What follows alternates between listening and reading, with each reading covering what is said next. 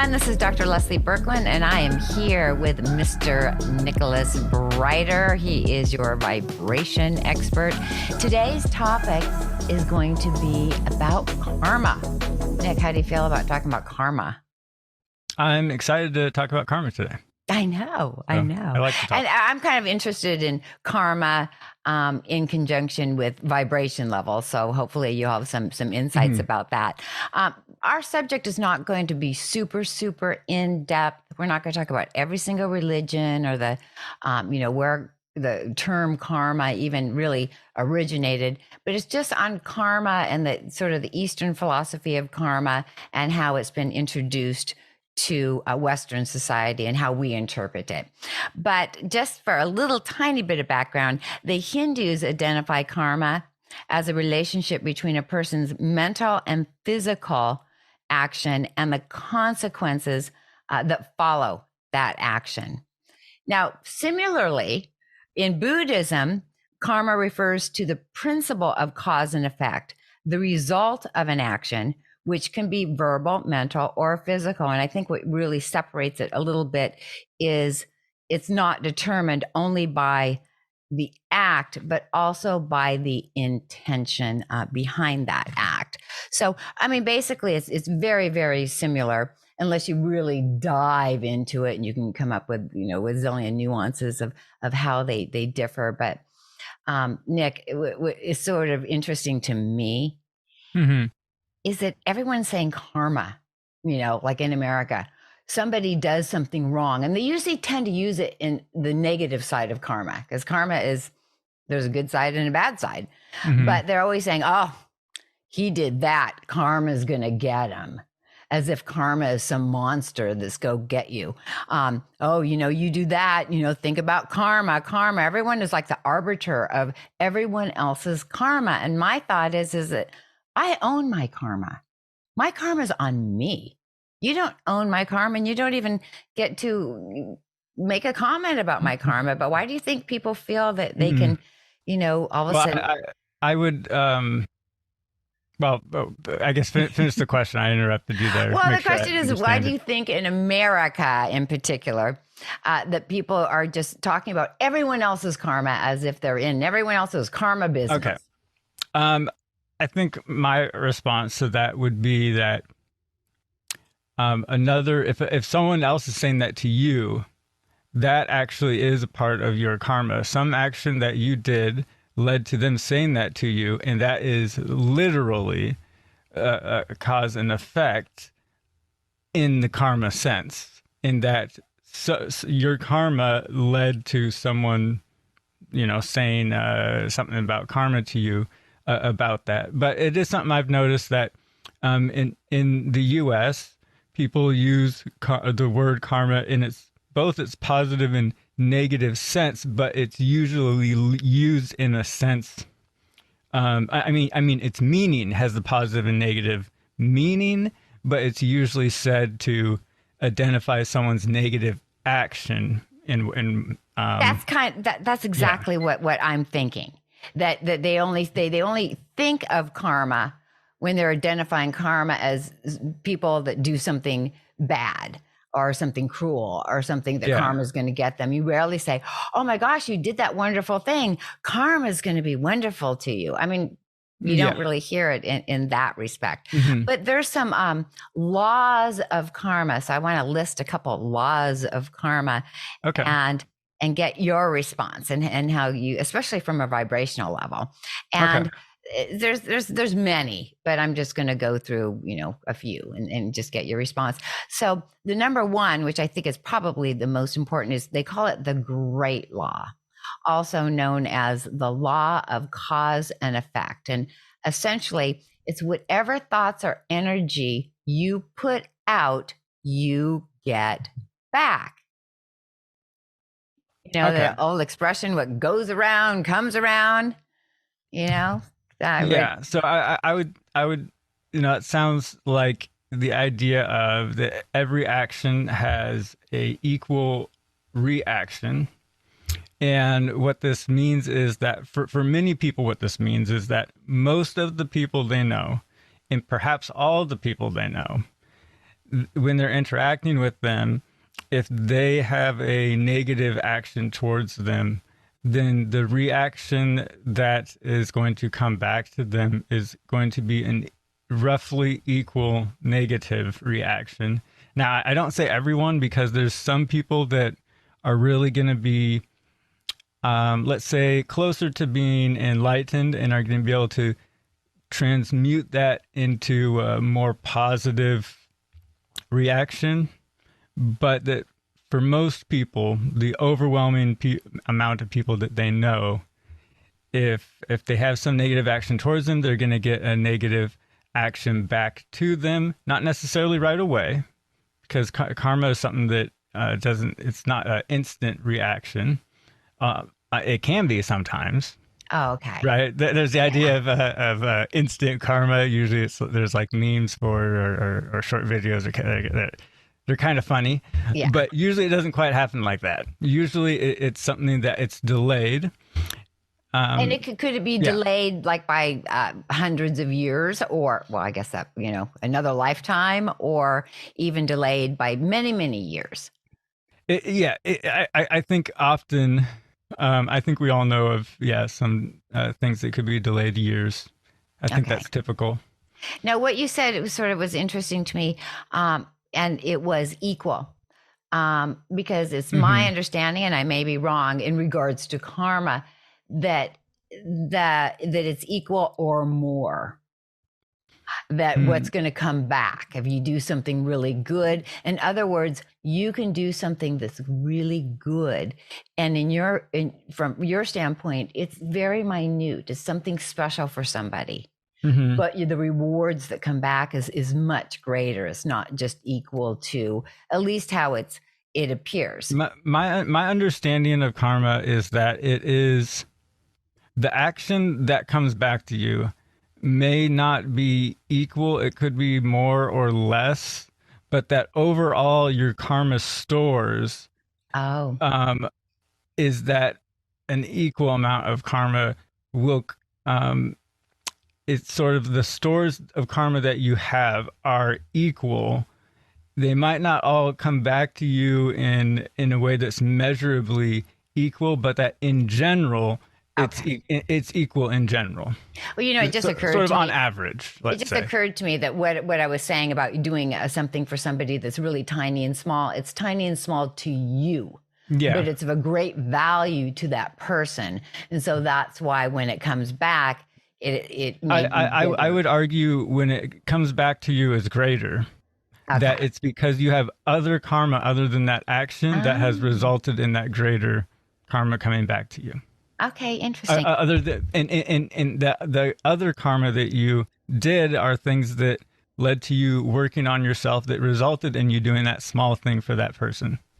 Okay. Yeah, and sometimes we do things that even seem small and insignificant. It might just be nice, but it was of great value to the other person. But how much did it take for how many good things did it take for you to do to get to a point where you could do something that you considered small?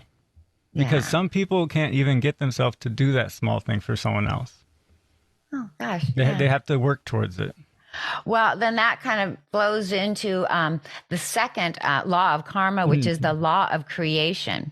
And what it says is the law of creation underscores the importance that life doesn't just happen to us.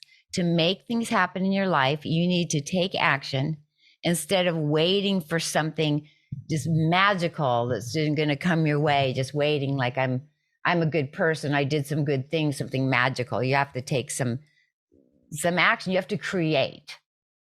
You have to be the creator of your own world in a positive way. I think my take on this would be that you're responsible for your own world and the actions of yours that you control, which is essentially all your actions. You have control over your actions. So what you have control of, you're responsible for, and that you are essentially, you need to take responsibility over your life now and not blame others, and that your actions lead to the karma that comes back to you. So an application of this would be something like to maybe have your interactions with someone always be something that helps you and them evolve, but take into account, let's say you're interacting with someone and you know that they're, if you give them some advice, that it's unwanted advice by them. And so they're not going to perceive that in a positive sense. And that's your karma not taking into account something about them. And so they're going to respond not by doing something positive for you, but by giving you something unwanted, which could be unwanted advice, I didn't even actually. think about that. So people that are overly officious, always helping somebody, they don't even want the help. And then they're tallying up, look at all these wonderful things I did for you. Why aren't you, responding, or why aren't I receiving something back in kind? Where if you're just being officious, it's like nobody asked you or wanted it. So take into account the person you're interacting with. And when you're doing something good for them, take into account their perspective and try to do something that helps them evolve or is good for them from their point of view.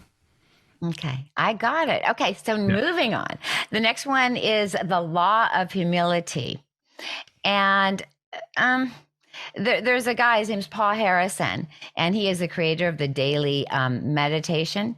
And so he wrote, he believes that the law of humility is based on the principle that you must be humble enough to accept that your current reality is the reality of your past actions. I don't actually know what that means. So I mean, I could only speculate. It's called the law of humility? Yes, the law of humility. So it's based on the reality of your past actions. So, but I don't see the humbleness in that. Playing on the word humility there, because we kind of partly covered the idea of past actions. But if I were to sort of kind of focus on the word humility, there's the idea of the higher self, and the higher self is immune to criticism.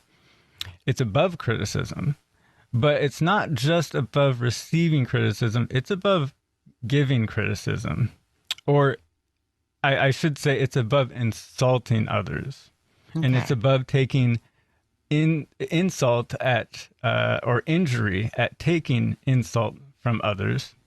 But it's not just above this. It's also not above others in that it sees itself as equal to others. And so it's humble at the same time in that aspect. I see. It's above giving and receiving insults, but it's not above others. It's equal to others simultaneously. So it's these two opposing ideas, that it's equal to others, but it's above being taken down by insults. Okay, or taking others down by giving insults.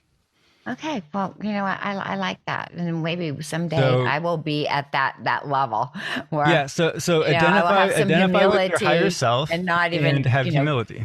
Yeah, okay, I like that. So the next one is the law of growth, and what that means, at least according to the research I've been doing, is that real change of personal growth begins when you have control, begins with what you have control over. You have control over yourself, and you really don't have control over others. Okay. In other words, we can't grow until we can grow as long as we know that we can only control our own actions. So, well, now that I mentioned the higher self, I have an answer that's the law of growth specific, but I think I'll tie in the idea of the higher self, because I think it plays a part in this. That one way to access your higher self is to ask yourself, what would my higher self do in this situation? And that will lead you towards actions that lead towards growth, towards life. So there's the idea of good and evil, life and death. And my favorite, because it's the most easy to apply, and how I look at things at least, is the idea of growth versus decay. Oh, and to try to make sure that your actions lead towards growth, and the actions that do not lead towards growth inevitably either directly lead to decay or time sort of decays them.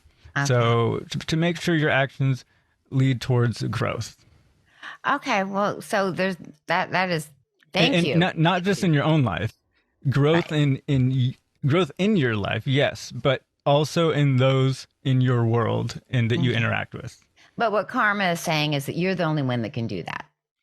It's Oh yeah. Oh you're the yeah. only one that can actually make that growth happen. And I I think that appreciate ties that. into Yeah. the other laws, that you're responsible for your actions, and so you need to make sure that your actions account are growth leading. And a lot of people that you interact with, if you have actions like that, some of them are still going to be stuck in their past world, and not necessarily have, they're not going to be on board with you. And that does, and you need to not be hindered by that. You need to not let that take you down. You need to let your higher self sort of, Right. recognize that your higher self isn't going to be taken down by that, and that you can still have positive actions that leads towards growth, even if there's someone in your life that is resistant.